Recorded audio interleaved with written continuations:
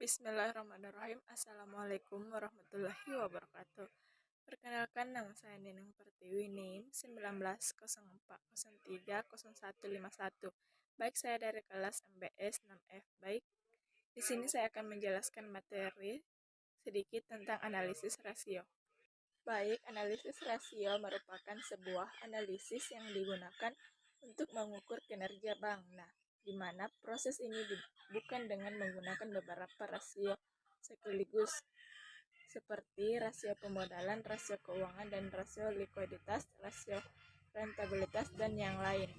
Nah, analisis rasio ini bisa diartikan sebagai perbandingan antara satu angka dengan yang lain dalam sebuah hubungan tertentu. Nah, perbandingan seperti ini kerap dibutuhkan untuk banyak hal terkait keuangan perusahaan, sehingga sangat penting bagi pihak perusahaan untuk mengenal analisis rasio dan menerapkannya sesuai dengan kebutuhan.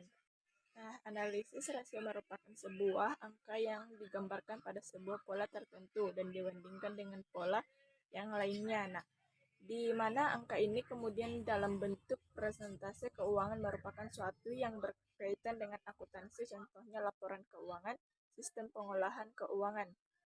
Sedangkan analisis rasio ini digunakan sebagai alat untuk menganalisis kinerja keuangan perusahaan dengan cara melakukan perbandingan pada setiap pos yang tertera dalam laporan keuangan. Nah, antara lain laporan arus kas, laporan laba rugi, dan juga laporan neraca. Nah, selanjutnya itu jenis dan fungsi analisis rasio. Yang pertama itu rasio likuiditas. Nah, rasio likuiditas ini merupakan rasio yang dipakai untuk menilai kemampuan likuiditas sebuah perubahan untuk jangka waktu yang pendek. Nah, hal ini dilakukan dengan cara membandingkan aktiva lancar dengan hutang lancar yang dimiliki oleh perusahaan. Nah, rasio likuiditas ini juga menjadi salah satu yang paling sering digunakan sebagai pertimbangan utama dalam mengambil keputusan, terutama oleh investor. Nah, yang kedua itu rasio perputaran persediaan. Nah, rasio yang satu ini merupakan rasio yang dipakai untuk menilai aktivitas likuiditas sebuah perusahaan dengan cara mengukur aktivitas atau likuiditas perusahaan dengan cara melihat ketersediaan yang dimiliki. Nah, selanjutnya itu yang ketiga, rasio aktivitas. Nah, rasio ini merupakan gambaran yang menunjukkan nilai efektivitas perusahaan dalam menggunakan aktivanya. Berbagai pengguna dan penempatannya aktiva akan bisa terlihat jelas dengan rasio yang satu ini. Yang keempat itu rasio profitabilitas dan rentabilitas. Nah, rasio ini merupakan perbandingan antara jumlah keuntungan perusahaan dengan penjualan atau nilai aktiva yang dimilikinya.